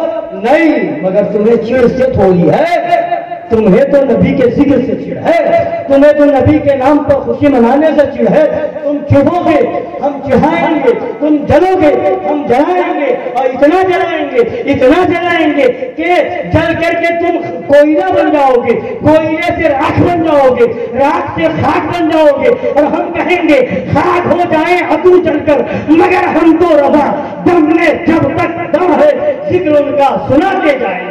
نعرہ تکبیر، نعرہ رسالت، جشن عید میلاد النبی، جشن عید میلاد النبی، آقا کی آمد اور نبی کی میلاد پر، نبی کی آمد کی خوشی میں ہم 1 سال تک نہیں، 2 سال تک نہیں، 4 سال تک نہیں، ہم تو نبی کی آمد کی خوشی میں حشر تک ڈالیں گے ہم پیدائش مولا کی دھوم، مثل فارس نجد کے قلعے گراتے جائیں گے، مثل فارس نجد کے قلعے گراتے جائیں گے، نجد کے قلعے وہابی جلتا ہے، سنیو جلاؤ، اس میں ثواب ہے۔ دیوبندی جلتا ہے، اسے جلاؤ۔ اگر آج کی تاریخ میں آپ نے اپنے گھروں کو سجایا ہے، اب میں آپ سے ایک وعدہ لینا چاہتا ہوں، وعدہ کیجئے کہ انشاءاللہ آئندہ سال محلے کو سجائیں گے، بولیے انشاءاللہ محلے کو سجائیں گے، اور وہابی کو جلائیں گے۔ جس میں وہابی جلے وہ کام کرنا ثواب کا دلیل ہے، اس کی دلیل لو، بولیے اور سنیے دلیل۔ ٹھنڈ کے مہینے میں، ٹھنڈ کے موسم میں چمڑے کا موزہ پہنا جاتا ہے، جس کو خف کہتے ہیں۔ کیا کہتے ہیں؟ خف، مسئلہ یہ ہے کہ اگر آپ نے وضو بنا کر کے خف پہن لیا تو اب جب وضو بنانا ہو آپ کو تو چہرہ دھل لیجئے، ہاتھ دھل لیجئے، سر کا مسح کر لیجئے. اب جب پیر دھونے کی باری آئے تو اب وہ خف کو اتار کر کے پیر نہ دھلیے، اوپر سے مسح کر لیجئے، وضو ہو جائے گا. کیا ہو جائے گا؟ وضو ہو جائے گا. اگر سفر میں نہیں ہے، مسافر نہیں ہے تو ایک دن تک 24 گھنٹے ایسا کر سکتے ہیں، 24 گھنٹے کے بعد بھی اتارنا پڑے گا. اور اگر مسافر ہے تو 3 دن تک آپ ایسا ہی کر سکتے ہیں. 3 دن تک آپ نہ اتاریں موزے کو، سب کچھ کریں. جب پیر دھونے کی باری آئے تو اوپر سے مسح کر لیں، آپ کا وضو بولیے اتنا تو ہو جائے. مسئلہ سمجھ لیا. اب آگے سنیے مسئلہ. مگر پھر بھی فقہائے کرام فرماتے ہیں مسئلہ یہ ہے اگر آپ نے مسح کیا وضو ہو جائے گا، مگر بہتر یہ ہے، افضل یہ ہے کہ آپ موزے کو خف کو اتار لیجئے اور پیر کو دھل لیجئے. مسح سے وضو ہو جائے گا مگر اتار کر کے پیر دھونا زیادہ بہتر ہے. مسح سے وضو ہو جائے گا مگر اتار کر کے جب آپ دھلیں گے تو اس میں ثواب زیادہ ہے. بولیے ثواب. مگر رافضیوں کے نزدیک، شیعوں کے نزدیک مسح خف پر مسح کرنا جائز نہیں ہے. خف پر، چمڑے کے موزے پر مسح کرنا جائز نہیں. کس کے وہاں؟ رافضیوں کے وہاں. شیعوں کے وہاں جائز نہیں ہے. اگر آپ وضو بنا رہے ہیں، خف پہنے ہوئے ہیں، مسح کرنا ہے اور حکم تو یہ ہے کہ اتار کر کے پیر دھو لو، اس میں زیادہ ثواب ہے. مگر اگر سامنے کوئی رافضی کھڑا ہو تو اس کو جلانے کی نیت سے اب اتار کے نہ دھو، اب اس پر سے مسح کر لو، اس میں ثواب زیادہ ہے. اس لیے کہ جب ایسا کرو گے تو وہ دشمن صحابہ جلے گا، دشمن صحابہ جلے گا، رافضی جلے گا. ثواب کس میں زیادہ تھا؟ پہلے اتار کر پیر دھونے میں. جب رافضی دیکھ رہا ہو وہ جلے گا، اس لیے اب اتار کے دھونے میں ثواب زیادہ نہیں ہے، اب مسح کر لو، اس میں ثواب زیادہ ہے. اس لیے کہ ایک دشمن صحابی دیکھ کر کے جلے گا. حضرات گرامی وقار، بلا تشبیہ و بلا تمثیل، نبی کی پیدائش پر خوشی منانا یقیناً ثواب کا کام ہے. مگر جب وہابی جلے تو پہلے سے زیادہ کر دو، وہ اور جلے، اس میں ثواب اور زیادہ، اس میں ثواب اور زیادہ ہے. اور انشاءاللہ ہم جلائیں گے رسول کو، اور یہی پائیں گے خاک ہو جائیں ادو جل کر. مگر ہم کو رضا دم میں جب تک دم ہے ذکر ان کا سناتے جائیں گے.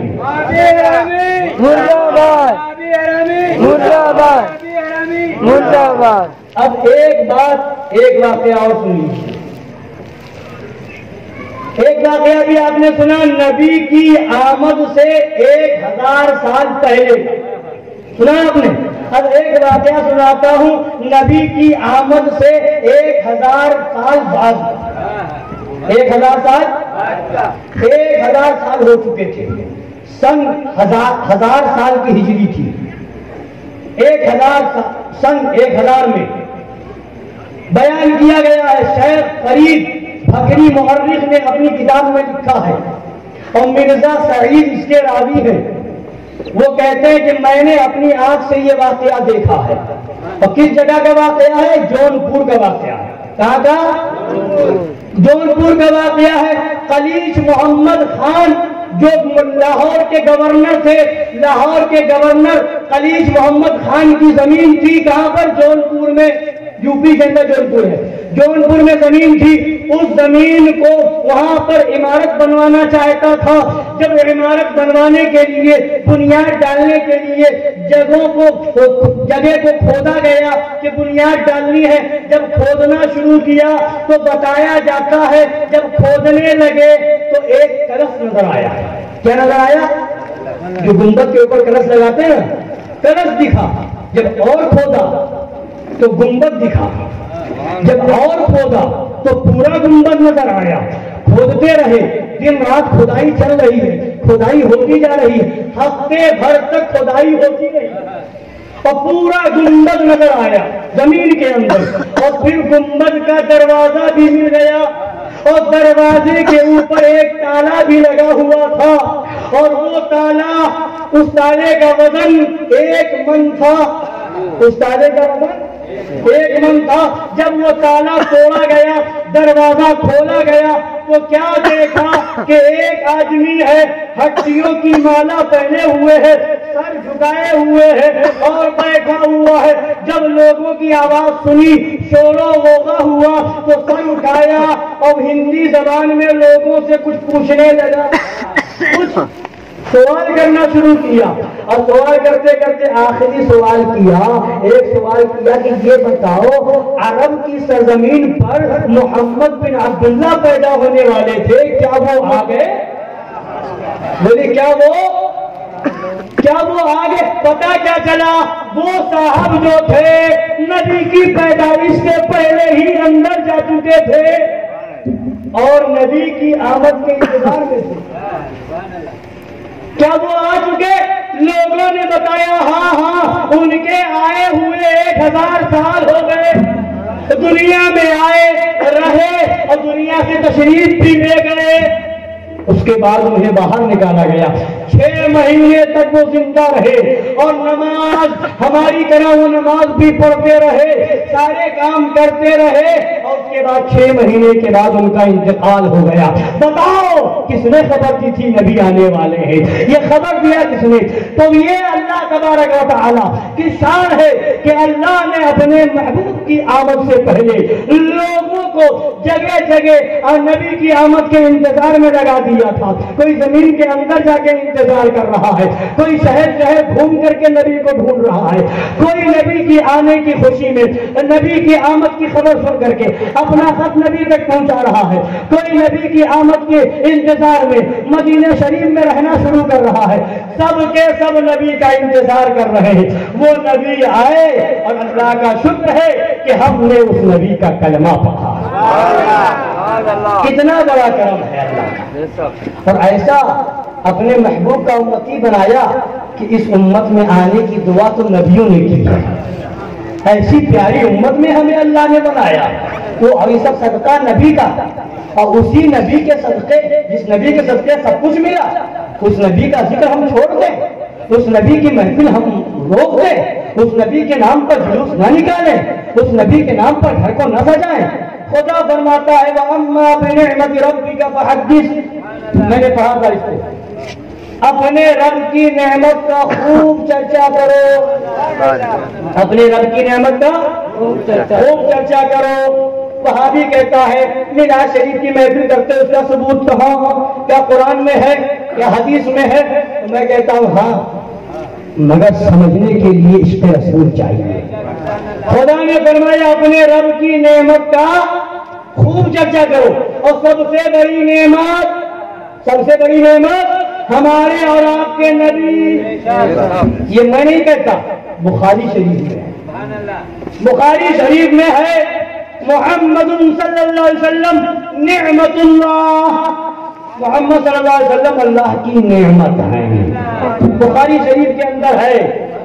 اب سنیے، جب نبی نعمت بخاری شریف سے ثابت، نبی نعمت ہی نہیں ساری نعمتوں کی جان ہے میرے نبی، نبی نعمت، اور خدا فرماتا اپنے رب کی نعمت کا خوب چرچا کرو، خوب چرچا کرو۔ اب بتائیے چرچا کیسے ہوگا؟ چرچا کیسے ہوگا؟ خدا کا حکم ہے چرچا کرو، چرچا ہوگا کیسے؟ گھر میں کوئی بیٹھ جائے اکیلے میں تنہائی میں اور کسی کے نام کا ذکر کرنے لگے، بیٹھنے لگے، تسبیح ہلانے لگے، تو کیا کہیں گے کہ چرچا ہو رہا؟ بولیے چرچا کہیں گے اس کو؟ کیا کہیں گے وہ چرچا کر رہا ہے؟ نہیں، اکیلے بیٹھ کر کے مالا جپ رہا ہے، چرچا نہیں کر رہا ہے۔ چرچا کب ہوگا؟ جب لوگوں کے سامنے بھرے مجمع میں، جب جتنا زیادہ لوگ ہوں جتنا زیادہ لوگوں میں ذکر کیا جائے اتنا ہی زیادہ چرچا ہوگا۔ تو لوگوں کو زیادہ لوگوں میں ذکر کرو گے تو چرچا ہے، تو لوگ زیادہ کیسے ہوں گے؟ کہیں پر اکٹھا کیا جائے گا تبھی تو لوگ زیادہ ہوں گے. کوئی ادھر ہے کوئی ادھر ہے، آپ سب لوگ الگ الگ رہتے کہ نہیں رہتے؟ آپ یہاں آ گئے، اتنے لوگ ہو گئے، اب میں نبی کا ذکر کر رہا ہوں، چرچا ہوا کہ نہیں؟ تو اتنے لوگوں میں چرچا ہوا، اور لوگ اکٹھا ہو جائے تو اور زیادہ اچھے طریقے سے چرچا ہوگا، اور لوگ بڑھ جائے تو اور اچھے طریقے سے چرچا. خدا نے فرمایا خوب چرچا کرو. تو پتا کیا چلا کہ خوب چرچا کرنا ہے. خدا فرمایا تو چرچا کرنے کے لیے مجمع ضروری ہے کہ نہیں؟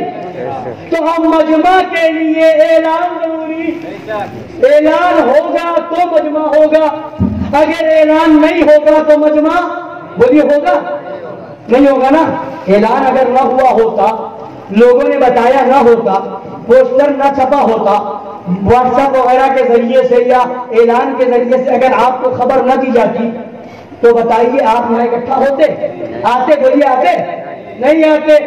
تو مجمع اکٹھا جتنا زیادہ ہوگا اتنا اچھا چرچا ہوگا. اور مجمع اکٹھا کرنے کے لیے اعلان ضروری ہے، اور اعلان کر کے مجمع اکٹھا جب ہوگا جب دن بھی متعین ہو، تاریخ بھی متعین ہو، جگہ بھی متعین ہو. اگر آپ مائک لے کر کے پورے راجکوٹ نہیں پورے گجرات میں اعلان کر دیں کہ ساقیے کوثر چوک پر راجکوٹ کے اندر ذکر میلاد کی محفل ہے، کتنے لوگ آئیں گے؟ بولیے کوئی نہیں آئے گا. آپ آئیں کیوں؟ اس لیے کہ آپ نے تاریخ بتائی نہیں، آپ نے ٹائم بتایا نہیں. آپ کو بتانا ہوگا کہ 12 ربیع الاول کی رات میں ساقیے کوثر چوک پر راجکوٹ کے اندر رات میں عشاء کے بعد ذکر میلاد کی محفل ہوگی. تو بتا تب لوگ آئیں گے. پتا کیا چلا؟ چرچا کرنے کے لیے مجمع ہونا ضروری، اور مجمع اکٹھا کرنے کے لیے اعلان ہونا ضروری، اور اعلان کر کے مجمع اکٹھا کرنے کے لیے تاریخ متعین کرنا ضروری.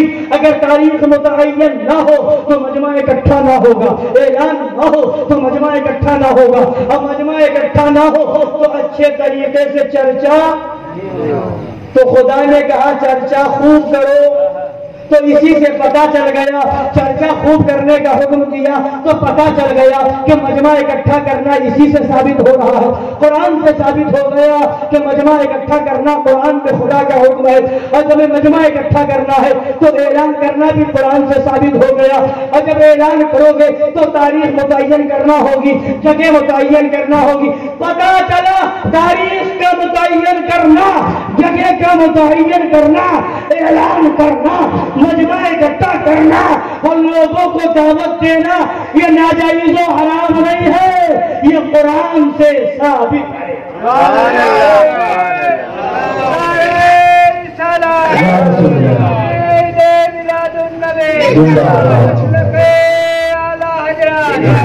تو ہم جو یہ کر رہے ہیں یہ قرآن کی روشنی میں کر رہے ہیں.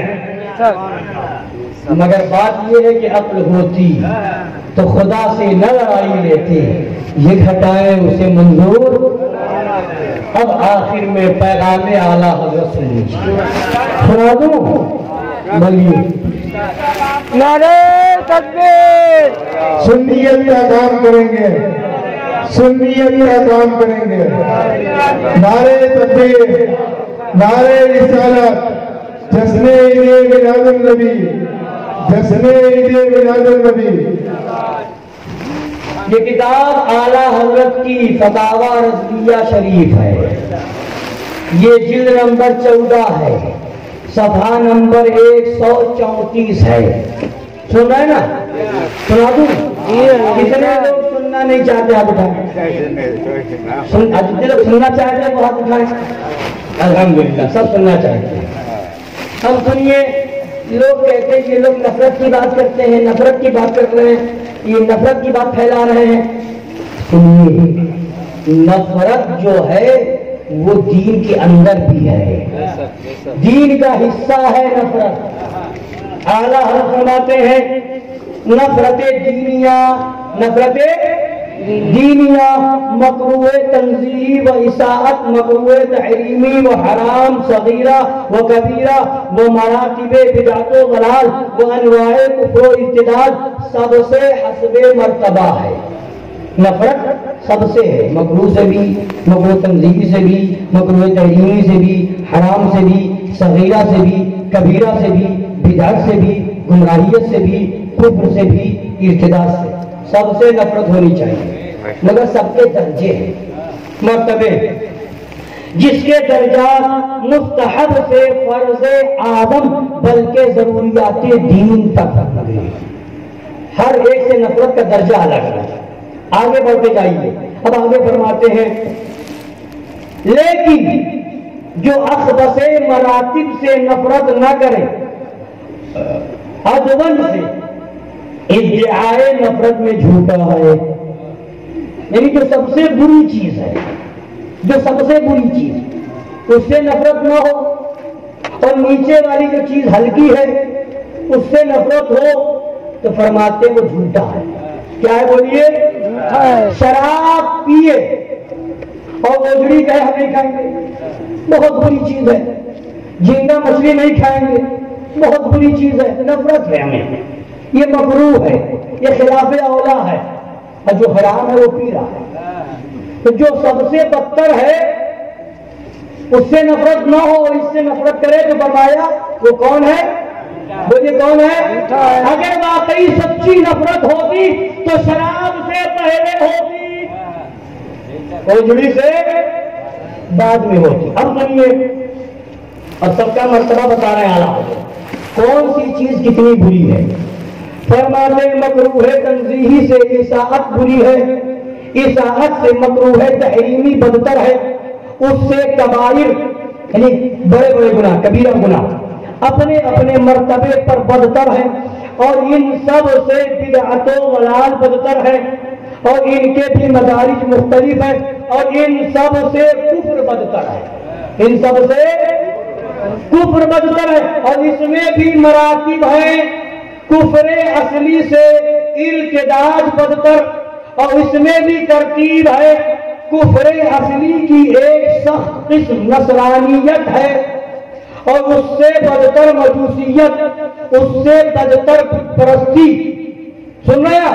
کفر میں درجے بتا رہے ہیں کہ سب سے ایک سخت قسم نصرانیت، اس سے بدتر مجوسیت، اس سے بدتر بت پرستی، اس سے بدتر وہابیت، بت پرستی سے بدتر، بت کو پوجنے سے بدتر وہابیت، ان سب سے بدتر اور خبیث تر دیوبندیت، ان سب سے بدتر اور خبیث تر دیوبندیت۔ اب سنیے جملہ اعلیٰ حضرت کا، فرماتے ہیں افعال کیسے ہی شنیع ہوں، یعنی کوئی بھی کام برا سے برا، کوئی فعل، کوئی عمل کتنا ہی برا عمل، شراب پینا برا عمل ہے کہ نہیں، جوا کھیلنا برا عمل ہے کہ نہیں، جھوٹ بولنا برا عمل ہے کہ نہیں، زنا کرنا برا عمل ہے کہ نہیں، فرمایا عمل کتنا ہی برا ہو، کوئی کام، کوئی فعل کتنا ہی برا ہو، کسی کفر کی شناعت کو نہیں پہنچ سکتے، جتنا برا کفر ہے، جتنا برا کفر ہے اتنا برا یہ کام نہیں ہو سکتا، اس لیے کہ شراب پینے سے ایمان نہیں جائے گا، مگر نبی کی نبوت کا انکار کرو گے ایمان چلا جائے گا، کفر کر دیا تو عمل برباد، تو کوئی بھی عمل کتنا ہی برا ہو کسی کفر سے زیادہ برا نہیں ہو سکتا۔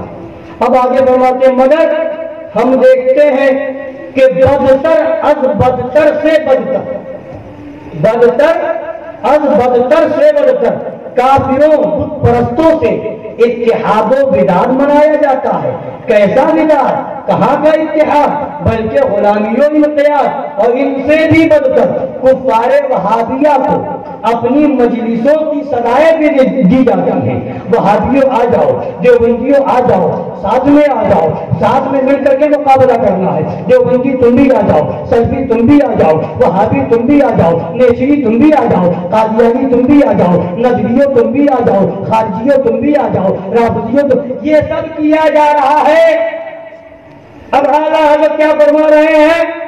کفار وہابیہ کو اپنی مجلسوں کی صدائیں دی جاتی ہیں اور ان تمام بدتر اور بدتر سے بدتر دیوبندیت کے سر مشیخیت ہند کی پگڑی باندھنے کی فکر کی جاتی ہے. فرماتے ہیں جب مشرکین و مرتدین سے یہ کچھ اتحاد ہے تو کسی فعل و معصیت سے نفرت کا ادعا محض سفید جھوٹ ہے. اگر وہابیوں سے ہاتھ ملا رہے ہو اور کہتے ہو میں شراب سے نفرت ہے، شرابی سے نفرت کرو، وہابی سے نفرت نہ کرو، تو فرماتے ہیں ایسا سب جھوٹا مکار ہے. شرابی سے نفرت بعد میں، وہابی سے پہلے. اور سنیے فرماتے ہیں اگر تمہاری نفرت اللہ کے لیے ہوتی تو افعال سے ایک درجہ ہی بت پرستوں سے لاکھ درجہ ہوتی. اگر بت پرستوں سے لاکھ درجہ ہوتی، دیوبندیوں سے کروڑ درجہ ہوتی. اگر نفرت اللہ کے لیے ہوتی تو اگر بت پرستی سے لاکھ درجہ تو دیوبندیت سے پہلے دیوبندیوں سے بچو، پھر کہو کہ ہم بت پرستی سے بچیں گے. تو اس سے زیادہ بری یہ چیز ہے. فرماتے تو نفرت کی دہلے محض مکر و فریب ہے. مشرکین سے دور رہنے کی بات کرو، مشرکین سے مقابلے کی بات کرو، دیوبندیوں کو قریب کرو، تو یہ تمہاری نفرت نہیں ہے، یہ صرف اور صرف دنیا کے ڈھکوسلے ہیں، یہ صرف نیتا گیری ہے، یہ صرف کرسی پر بیٹھنے کا دھندا ہے، یہ صرف اور صرف منصب پانے کے لیے ذریعہ بنا رہے ہو، لوگوں کو گمراہ کر رہے ہو. لہذا اے سنیو، سب سے بدتر اس زمانے میں اگر کوئی ہے تو دیوبندی ہے. دیوبندیوں سے دور رہو، وہابیوں سے نفرت کرو، اس لیے کہ یہ خدا و رسول کے دشمن ہیں. کس کے دشمن ہیں؟ نبی کے دشمن ہیں. تو نبی کے دشمنوں سے اتحاد نہ ہمارا کل ہوا تھا، نہ آج ہے، اور نہ صبح قیامت تک ہوگا. اور جس کو ان کے ساتھی جانا ہو جائے، جس کو جہنم ہی جانا ہو چلے جائے. ہم زبردستی کسی کو جہنم سے تھوڑی نکال سکتے ہیں. بتانا ہمارا کام ہے، پڑھ کے سنانا ہمارا کام ہے، جو بات سچی ہے وہ سنانا ہمارا کام. اور ایک بات اعلیٰ حضرت کی کتاب سے سن لیجئے، فتاوی رضویہ شریف میں 9ویں جلد کے اندر سرکار اعلیٰ حضرت غیر مترجم 9ویں جلد میں فرماتے ہیں مسلمانوں پر لازم ہے کہ وہابیوں، دیوبندیوں، رافضیوں، قادیانیوں، تمام مرتدوں کو ہر معاملے میں اٹھنے بیٹھنے کھانے پینے وغیرہ تمام معاملات میں بعینہ مثل سور کے سمجھے. کس کی طرح سمجھے؟ بولیے. زبان ناپاک نہیں ہوگی، بولیے. زبان ناپاک بالکل نہیں ہوگی. لوگ کہتے ہیں یہ سور کہتے ہیں کہ زبان ناپاک ہوگی، نبی کے ذکر کی محفل ہم سور کہیں گے. ارے یہاں قرآن میں لحم الخنزیر، تو رحم الخنزیر قرآن میں پڑھو، زبان ناپاک نہ ہو. تبت یدا ابی لہب قرآن میں پڑھو تو ثواب ملے، قرآن میں اتلیم بعد علی کا سلیم پڑھو ثواب ملے. تو وہابیوں کو اگر حرامی بھی کہو گے، سور کہو گے، سور سے بدتر کہو گے تو ثواب ملے گا.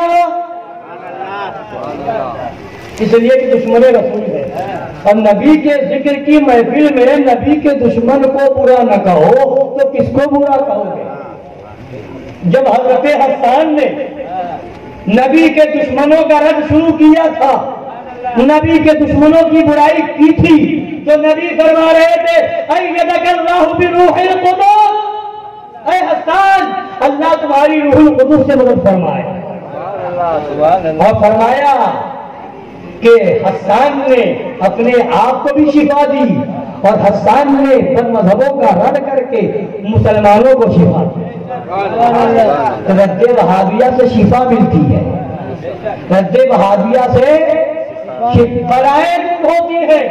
قسم خدا کی بلائیں آ رہی ہو, پریشانیاں ہو اور تکلیفیں ہو, گھر کے اندر محفلیں نعت رسول کرو اور اس میں دشمن رسول کا رد کرو اور خاص طور سے اعلیٰ حضرت کا یہ کلام پڑھو, دشمن احمد پہ شدت کیجیے, ملحدوں کی کیا مربت کیجیے, غیظ میں جل جائے بے دینوں کے دل, یا رسول اللہ کی کثرت کیجیے, شرک پہلے جس میں تعظیم حبیب اس پورے مذہب پہ لعنت کیجیے, ظالموں محبوب کا حق یہی کہ عشق کے بدلے عداوت کیجیے, پھیر دیجیے, پنجے دینے لڑی مصطفیٰ کے بل پہ طاقت کیجیے.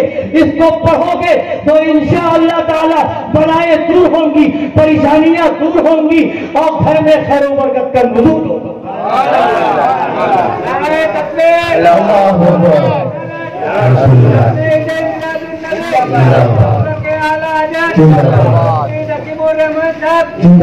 یاد آئے سنیو, ہم اپنے نبی کے سچے چاہنے والے ہیں تو ان دشمنان رسول سے دور رہیں گے کہ نہیں؟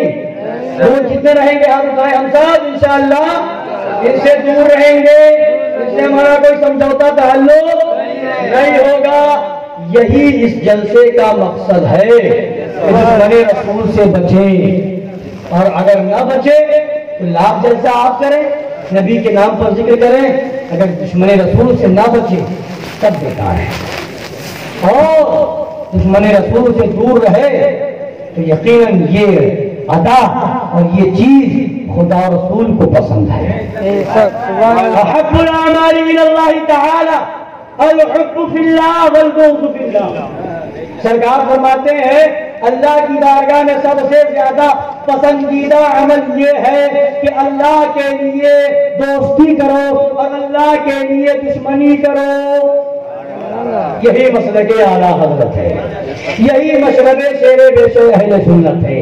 محفل میلاد النبی زندہ باد, مسلک اعلیٰ حضرت زندہ باد, مشرب شیر بے شیر سنت زندہ باد, خانقاہ اعلیٰ حضرت زندہ باد, خانقاہ شیر بے شیر سنت زندہ باد, مسلک اعلیٰ حضرت زندہ باد. السلام علیکم ورحمۃ اللہ.